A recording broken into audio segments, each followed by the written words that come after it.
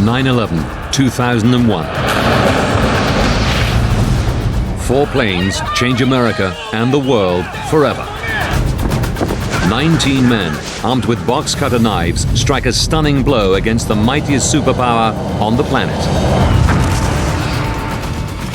Now investigators must discover how the multi-billion-dollar security apparatus of the US military, intelligence, and aviation authorities could be totally blindsided by a simple plot that exploits fatal gaps in their defenses.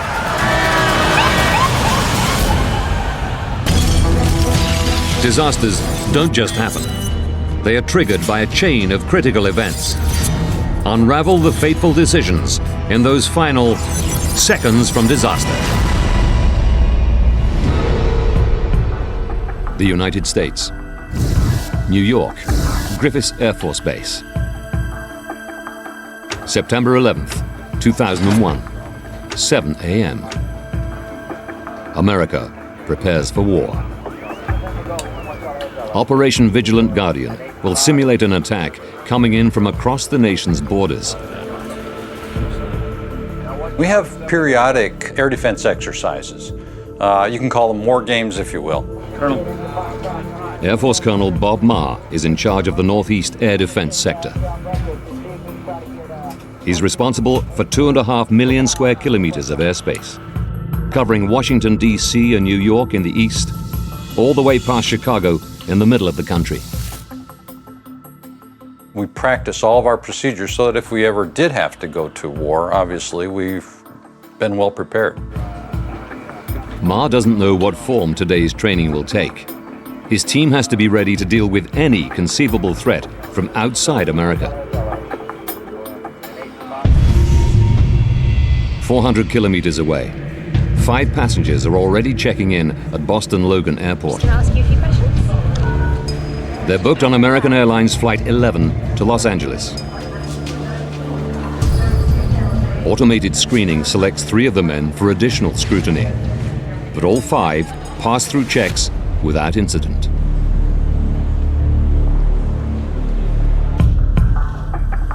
American Airlines Flight 11 will be one of over 5,000 commercial flights in the skies within the next hour. And the man in charge of keeping them all on track is Ben Sliney. He's worked in air traffic control for 30 years, but today is his first as National Operations Manager for the Federal Aviation Administration. I was given charge of the nation's airspace. I'm feeling pretty good on the first day of that job. I've watched the weather reports that morning, and there is not a cloud virtually on the entire East Coast. 7:59 a.m. American Airlines Flight 11 climbs into the Boston skies. Its route to LA will take it due west. Looking after the economy class cabin is number 3 flight attendant Betty Ong. With the flight only half full, the trip should be fairly relaxed.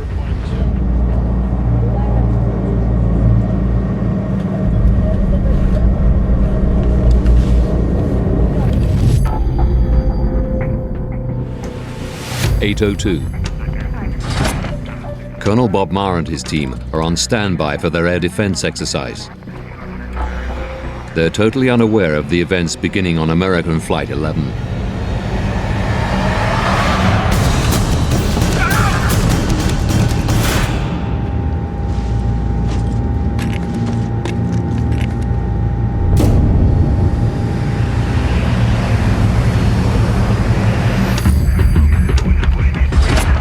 "15 minutes after takeoff.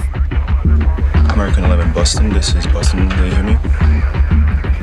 Boston Air Traffic Control loses radio contact with the flight. American 11 Boston, this is Boston, can you hear me? Despite multiple attempts to contact the crew for 10 minutes, there's no response.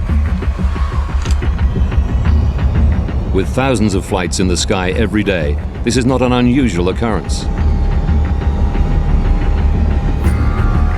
But at 8:24, Air Traffic Control overhear an in-flight announcement from the pilot's cabin.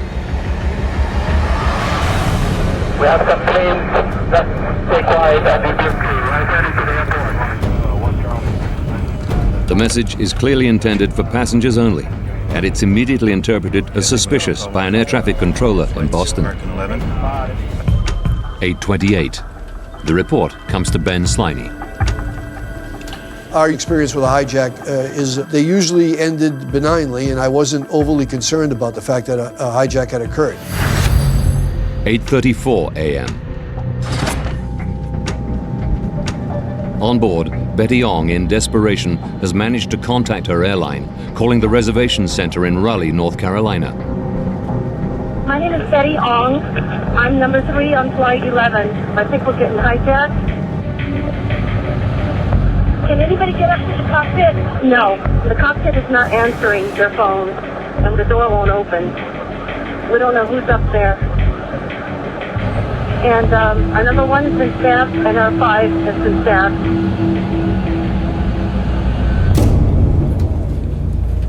The supervisor said to me that we've just had a report that a flight attendant may have been stabbed.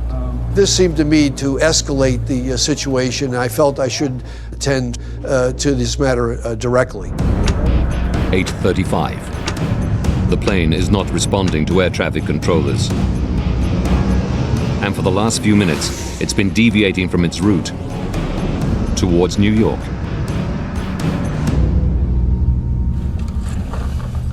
At the ATC Center on Long Island, Dave Bottiglia is looking after Sector 42 of New York airspace. I said, oh, this is going to be a great day. Sector 42 is not busy on nice days. As soon as I sat down, Boston Center calls up and he says, this is American 11. He goes, watch him, they think he's hijacked. But the hijackers have switched off the plane's transponder, meaning Bottiglia doesn't know its speed and altitude.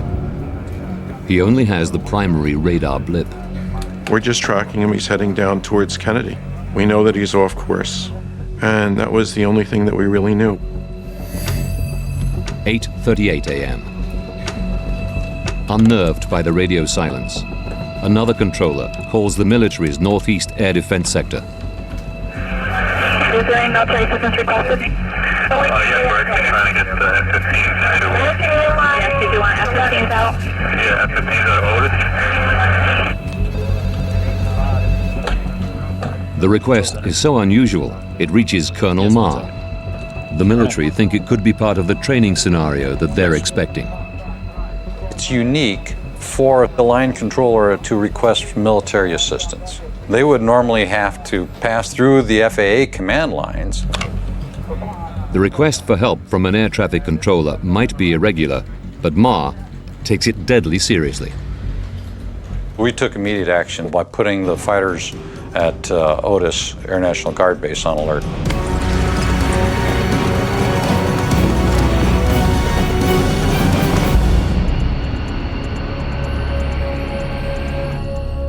Otis Air Force Base, Massachusetts, is 250 kilometers northeast of New York City.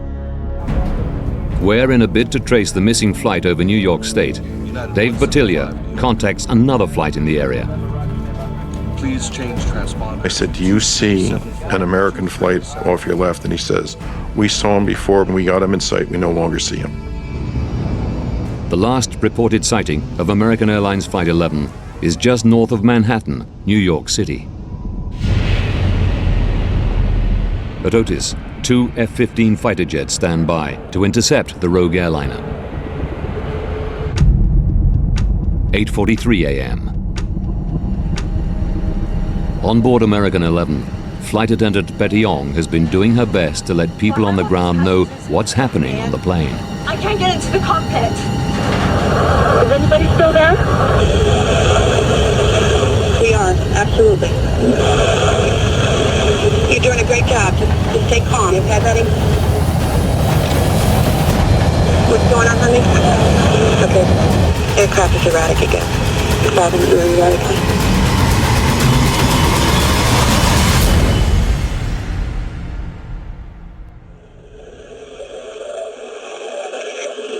Betty, talk to me.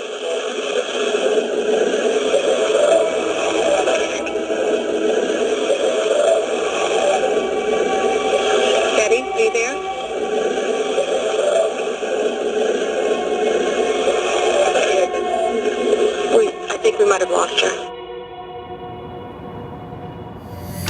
8:46. American Airlines Flight 11 crashes into the North Tower of the World Trade Center, hitting the building between the 93rd and 99th floors. 8:50. 4 minutes after impact, at the FAA Command Center, Ben Sliney is still unaware of what's happened in New York. One of the military liaisons indicated to me that CNN was reporting that a small aircraft had struck the World Trade Center. Frank? Yes, sir? Can you get me that up on the screen right now? I need to see that TV. This just in, you were looking at obviously a very disturbing live shot there. That is the World Trade Center. We have unconfirmed reports this morning. The first thing that I saw was a huge conflagration. And in my mind, of course, I knew that could not be a small aircraft. I have in my gut a bad feeling about what I'm looking at. 8:51 a.m. With no official word that the plane involved is the passenger airliner American 11, the military send the two F-15 fighter jets to look around for the missing flight. FCC, I don't know where I'm scrambling these guys to. I need a direction, destination. Okay, I'm gonna give you the Z point. It's just north of New York City. Head them in that direction. Copy that. They are about 16 minutes flying time away. At Air Traffic Control on Long Island, Dave Bottiglia is concerned about another flight, United Airlines Flight 175.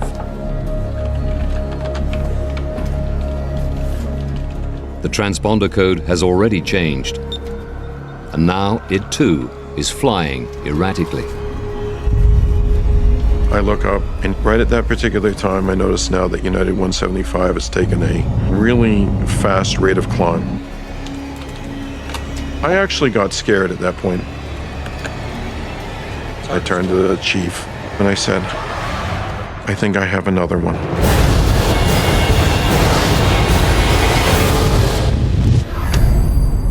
(8:50 a.m.) New Yorkers are already in shock at the sight of the World Trade Center's North Tower burning. At the New York Air Traffic Control Center, Dave Bottiglia is still concerned about United 175. Their normal climb rate is around 500 feet a minute. This airplane went up at an extremely fast rate, maybe 5,000 feet, 6,000 feet a minute. And then he also made an ominous turn to the left towards New York City. Suddenly, it stops climbing. 9 a.m. The U.S. Air Force's F-15s are still over 100 kilometers away, attempting to track down American 11.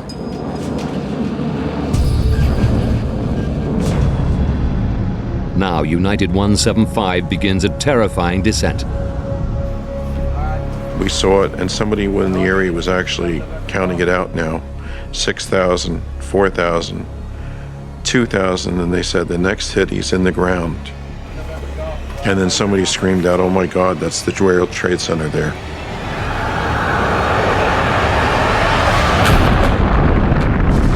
Oh, another one, another plane just hit. Right, oh my God, it hit another building. Flew right into the middle of it. Explosion. Right, God, it's right in the middle of the building. At 9:03, Flight 175 hits the South Tower.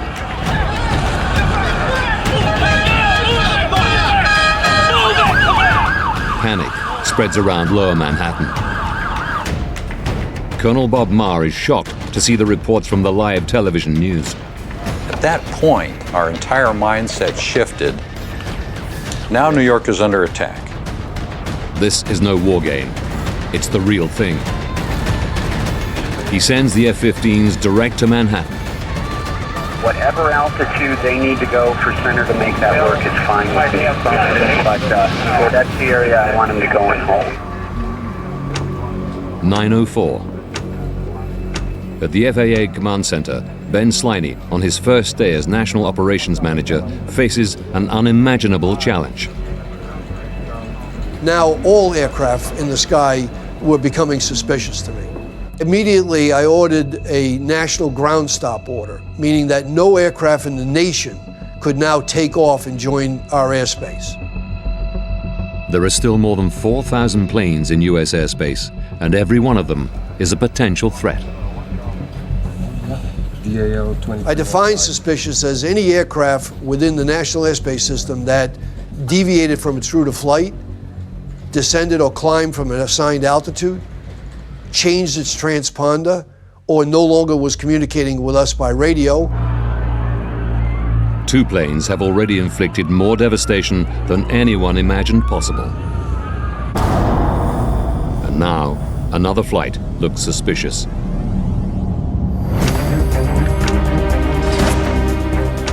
(9:05 a.m.) Primary radar picks up American airline flight 77 en route from Washington to LA, and it's miles off course. 11 minutes earlier, the flight had begun to turn away from its planned route when it switched off its transponder and radio contact was lost. Now, just a blip on radar screens. The flight has turned back east, heading towards the nation's capital. The F-15 fighter jets reach Manhattan. It's now a scene of devastation.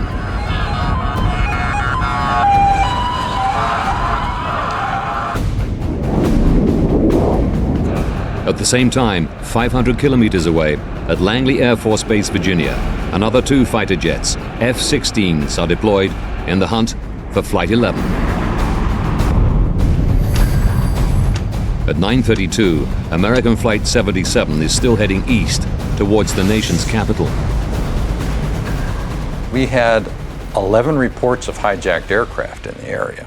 And so we're trying to determine which ones were more credible and which ones weren't.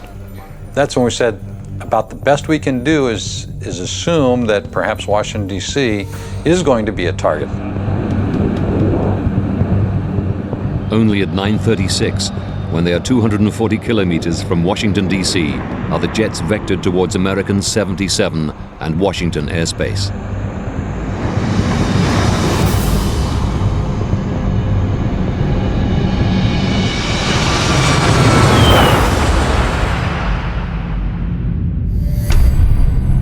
(9:37 a.m.) Oh my goodness. Oh my goodness. We're looking at a live picture from Washington, and there is smoke pouring out of the Pentagon.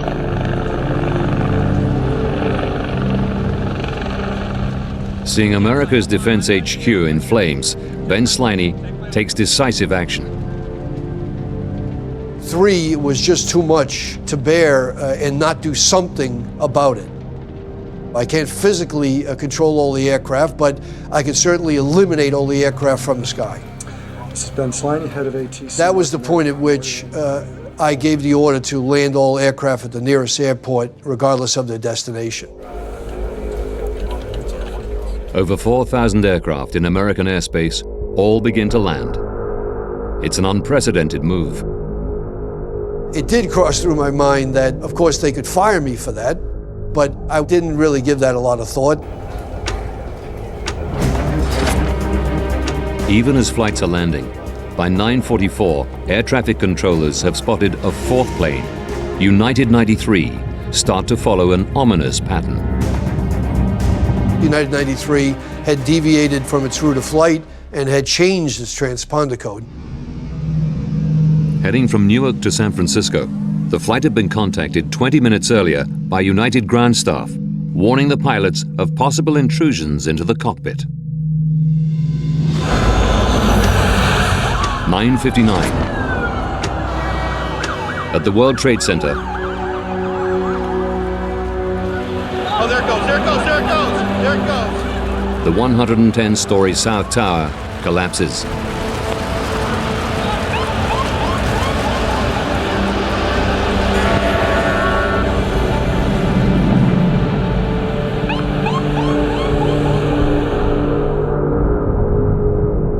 And air traffic controllers are now trying to work out if United 93 has been hijacked. Even at that late juncture, there was a possibility that it was an electrical failure on United 93, and the aircraft was trying to get to an airport to land, and yet had no communication whatsoever. Sliney can only track the plane as it appears to head for the Washington, D.C. area.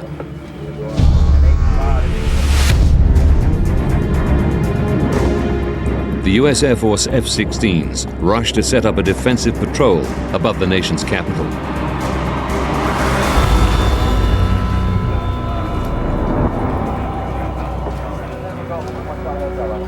As we were watching United 93, we received a report from an aircraft in the area of a large smoke plume emanating from the ground. We made the presumption that that aircraft had struck the ground in western Pennsylvania. The plane comes down just 20 minutes flying time short of Washington, D.C. All 44 passengers and crew are killed. These are the first pictures we have in. Initial reports indicated no survivors. 25 minutes later, in downtown Manhattan,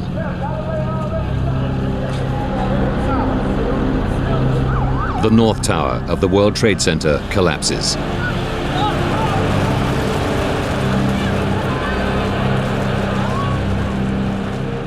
In the space of just 102 minutes, the 4 hijacked planes have claimed the lives of almost 3,000 people. And before the dust settles, the largest criminal investigation in American history begins.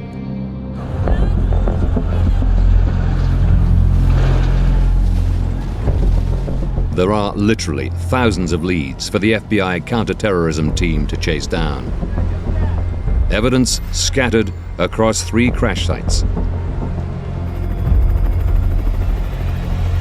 But when the first major breakthrough comes, it's far from the scenes of devastation. Ken Maxwell is one of the senior FBI agents in Manhattan. Mohammed Atta, who had flown on American Flight 11, had left his bag, not intentionally. His bag did not make the connecting flight from Portland, Maine. That bag was a treasure trove of information and evidence that directly identified him as a main player. Using this information, it takes a network of thousands of FBI special agents only 72 hours to piece together a web of 19 suspected hijackers. All are linked to a sworn enemy of the United States, Al-Qaeda, and the group's leader, Osama bin Laden. But how did the most sophisticated security network in the world fail to confront this well-known threat and prevent the hijackings and their tragic consequences?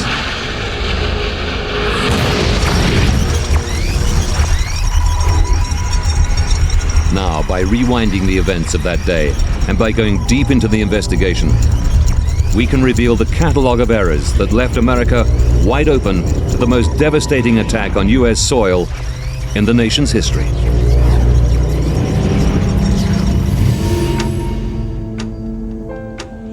Just over a year after the attacks, thank you all for coming. Please be seated. President George W. Bush sets up the 9/11 Commission. Today I sign an act of Congress authorizing a national commission to investigate the events of September the 11th. As senior counsel to the 9/11 Commission, John Farmer is tasked to investigate the events of the day in forensic detail. You can't be in law enforcement as long as I was and not have 9/11 affect you pretty deeply. I remember thinking at the end of that day, what just happened? And that question really haunted me. The United States spends billions on military and intelligence systems to safeguard the nation. And it falls to John Farmer to question whether those systems could have stopped the 9/11 plotters.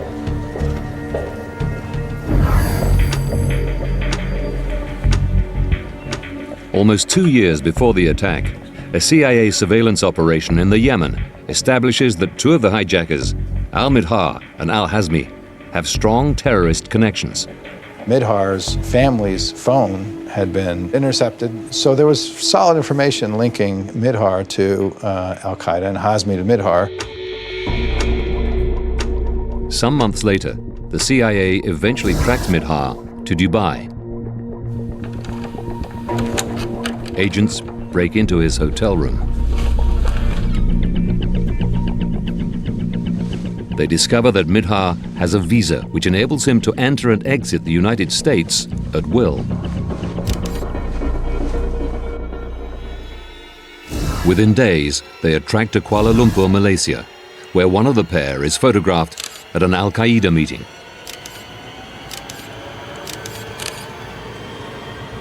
There had been a meeting in Malaysia that had been surveilled, and then they lost the trail. Up to this point, the system has worked. The CIA has identified a foreign threat to the United States. But here is where the plot slips through the cracks in the US intelligence system.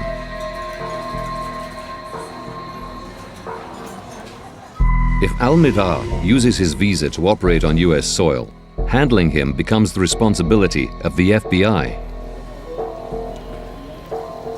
But until Midhar's in the USA, the CIA maintain an exclusive interest in him and will not share classified details of his case. This lack of communication between agencies is not an oversight. It's a matter of policy. There was the wall, the so-called wall, where agents who were involved in intelligence gathering were separated from agents involved in law enforcement. Before 9/11, the wall is there because evidence gathered from intelligence surveillance or spying is perceived as inadmissible in a US court of law. But the way that it actually worked was the wall became an excuse not to share information. 19 months before the 9/11 attacks, al-Midhar and al-Hazmi move into an apartment in San Diego, California. The CIA are aware that al-Midhar and al-Hazmi are in the country, but they're not tracking the men's precise movements. That would be a job for the FBI, but the Bureau doesn't even know the pair are in America. And for over a year, the two move unhindered around the US. So there's another sort of bureaucratic fault line there. Things had been working really smoothly, the FBI would have known to look for them too, but didn't. And so when they come to the United States, they come in unnoticed. It's not the only missed opportunity that the Commission uncovers. 3 months before the 9/11 attacks, a critical point comes at a specially convened intelligence meeting between the CIA and the FBI, analyzing previous terrorist attacks. CIA agents show their FBI counterparts photographs of al-Qaeda connections that include al-Midhar. The FBI want to know more. Because of the wall, the FBI is not told certain important things, to the great frustration of the FBI agents. Even though dedicated individuals see a threat, the systems in place make it near impossible for them to combat it effectively. There's a famous email that one of the FBI agents sends saying, at some point there'll be bodies in the streets, and at that point nobody's going to care that there was this wall. They're just going to know that we didn't do anything. 14 days to disaster. The FBI's own sources tell them of the potential threat of an al-Qaeda attack, and the FBI conducts its own investigation. We knew something was being planned by al-Qaeda, and they were known al-Qaeda operatives. 2 men with known links to al-Qaeda are in the United States, but the CIA still isn't sharing intelligence on them. With nothing to go on, the FBI's manhunt for the pair is just one of hundreds of avenues of investigation and has just one agent allocated to it. Al-Midhar and al-Hazmi are not found. Knowing that these people were residing in the United States would have been of tremendous investigative interest to the FBI. After a series of failures of intelligence, the hijackers have been lost in the system. The best opportunity to prevent the 9/11 plot before it can begin is lost. But the USA still has one last chance to stop the plot from getting off the ground. September 11th, 2001. 2 hours from disaster. 5 men check into American Airlines Flight 11, bound for Los Angeles. 3 of them are flagged by the Computer-Assisted Passenger Pre-Screening System, or CAPS. The computerized algorithm uses factors such as age, nationality, and travel records to identify potentially high-risk individuals. If a passenger is selected by the CAPS system for scrutiny, it involved on that day a more deeply searching questioning of his itinerary and where he's going, potentially what his bags are containing. None of the hijackers are on the FAA's no-fly list, which would bar them from getting on the plane. And several of the hijackers board the plane carrying box-cutter knives on their person or in their hand luggage. There were regulations about the blade length. If it was less than 4 inches, for example, it was not considered to be necessarily a dangerous weapon. Over the next 45 minutes, 14 more hijackers check into 3 more flights at cities across the northeast US. 3 more of them are picked up by CAPS, and several of the hijackers are also carrying knives. And yet, all of them are allowed to board their flights. You have to understand that the procedures that were in place didn't contemplate hijackers who would try to destroy the plane. Previously, hijackers had taken over passenger airliners to win a bargaining position, not for suicide missions. Nobody is prepared for a deadly airborne attack. And once on the flights, it was a simple matter for the hijackers to take over the planes.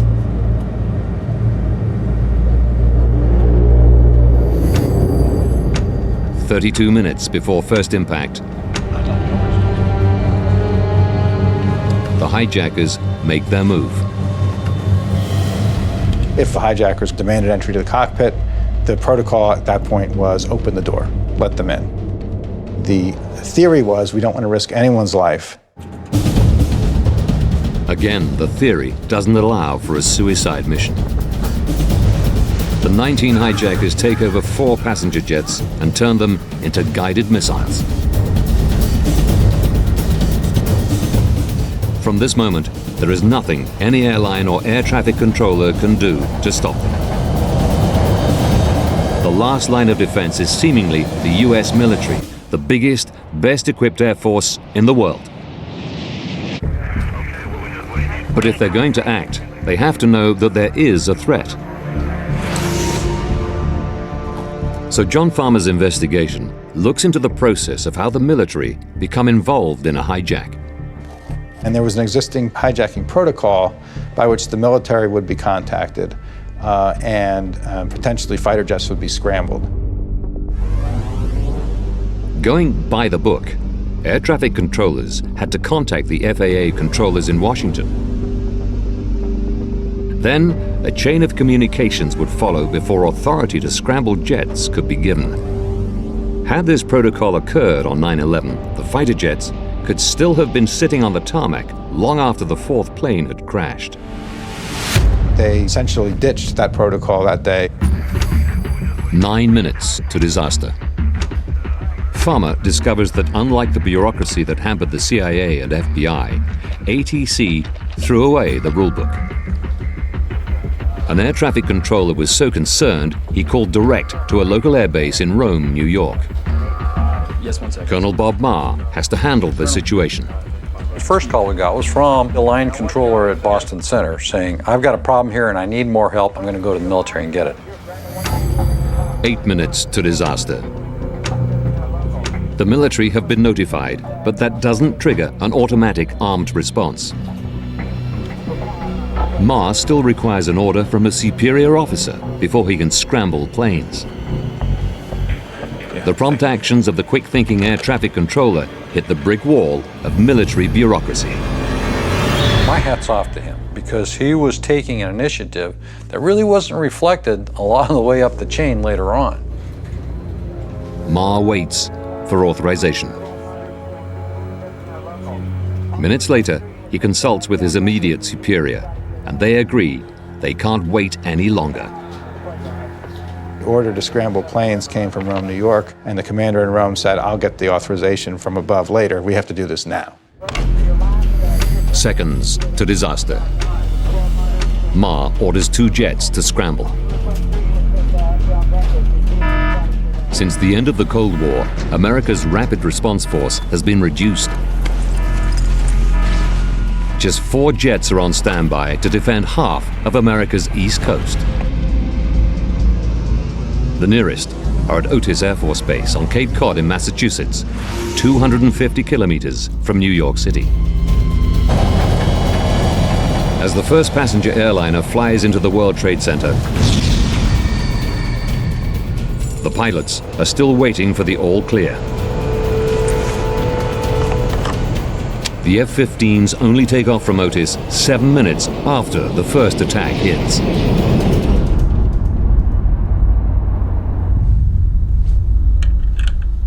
Farmer then examines how the military respond to the unfolding attacks, minute by minute. What he finds is extraordinary. Even after the first impact, nobody in authority yet knew that it was American 11 that had flown into the North Tower. Okay, continue taking the fighters down to the New York City area as best as we can. Make sure that the FAA clears your route all the way through. If we can find it, we'll intercept it. Even if it was still in the air, finding American 11 was going to be a problem for the military. Military radar was set up to look far beyond US borders for potential threats, not to track civilian planes. They were never a perceived threat. So any fighter pilot looking for a passenger jet would need to be guided by the civilian air traffic controllers. The procedure demanded close cooperation between 2 very different organizations. There's a bit of communication issue because the agencies really weren't used to working together. Some of our phones, we couldn't dial long distance. We were used to dialing military numbers. We needed to talk to so many different people now that we had to create new communications lines. 9 a.m. The 2 F-15s are closing in on New York City. Through improvised communication lines, the FAA updates the fighter pilots with a new destination. But Farmer has discovered yet another extraordinary communication breakdown in the hunt for Flight 11. There was a report from the FAA that American 11 is tracking coast. And in FAA parlance, that meant there's a flight path that the radar was showing was theoretical. The theoretical flight plan was a projected route using what little information the radar operators had about the flight.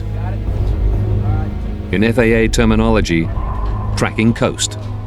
The military didn't use that jargon, so to them, tracking coast meant they're hugging the coastline. I don't have any other insight information right now.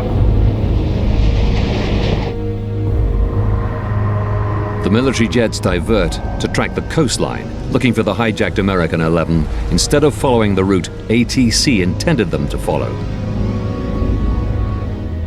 They're all looking along the coastline for American 11, thinking that's what they were talking about. Confusion reigns. Without accurate, up-to-the-minute information, civilians and military are flying blind. For key decision makers, the only reliable information they're getting is the live news feeds from Lower Manhattan. We received information from the television, and that was some of the most rapid information right then and there.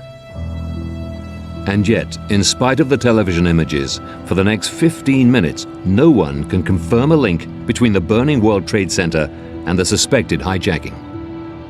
At that point, the idea is that we had a terrible accident. The thought of anyone flying a hijacked plane on a suicide mission still isn't computing. It was just inconceivable that a plane would actually be flown into a building. So we continued our efforts to try to locate the flight. 1 minute to second impact. The authorities continue to respond to confusing reports of the first crashed plane, American 11, still flying in or around New York City. We got American Airlines, Airlines 11. We think we might have them just east of New York. They thought they had found it. They thought they were tracking it down the Hudson River, and then it vanished. The F-15 fighter jets are still along the coast, looking for a plane that no longer exists. And now the second hijacked passenger jet, United 175, is about to hit the Twin Towers.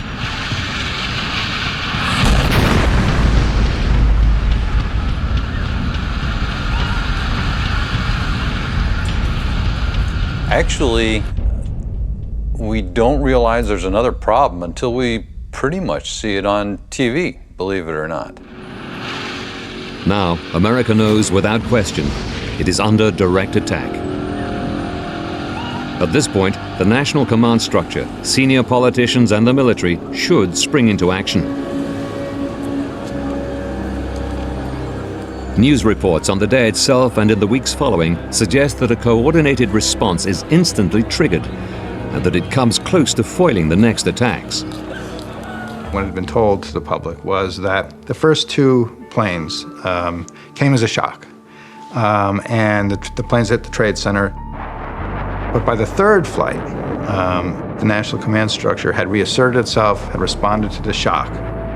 They had scrambled planes in response to the report that the third plane, American 77, was heading for Washington, and were just too late to intercept that flight. In the months after 9/11, this remains the official line on the third hijacked plane.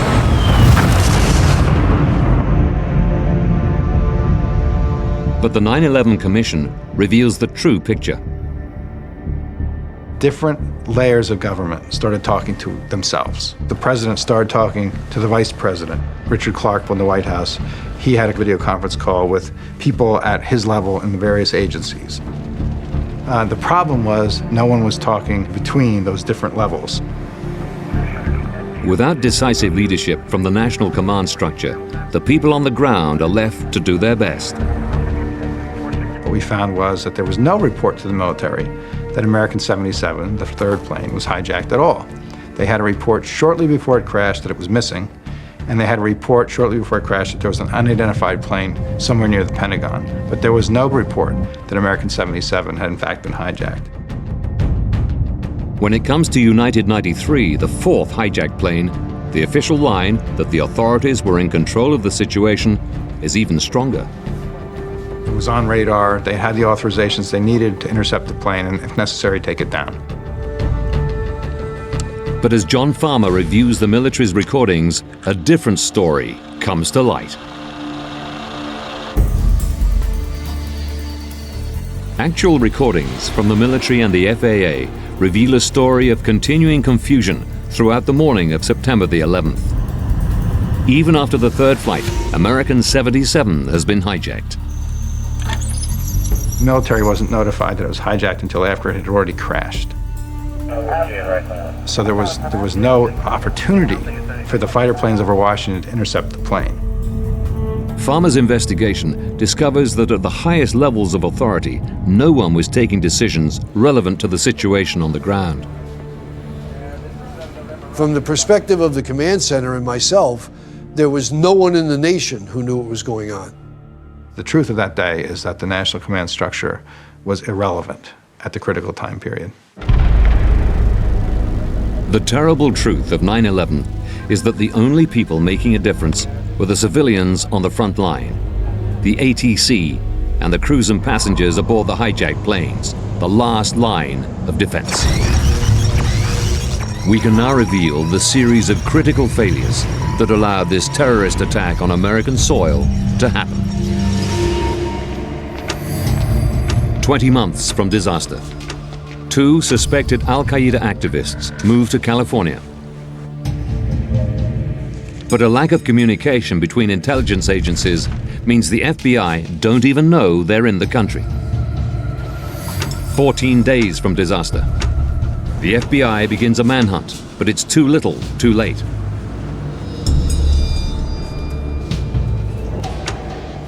Two hours from disaster, at 3 separate airports across the east coast of the US, 19 hijackers check in for flights.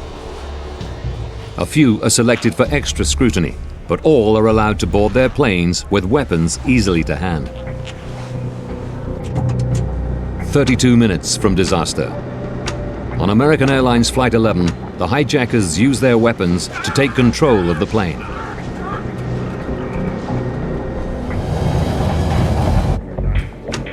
Nine minutes from disaster.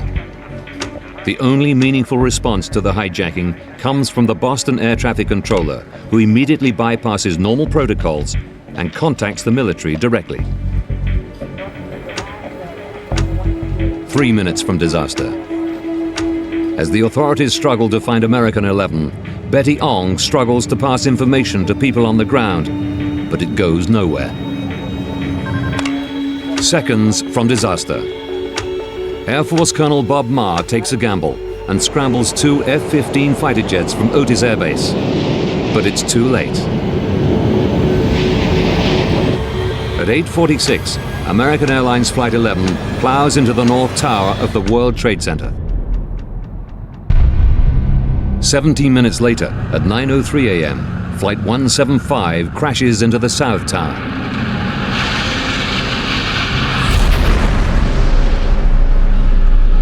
Flight 77 hits the Pentagon at 9:37, 51 minutes after first impact.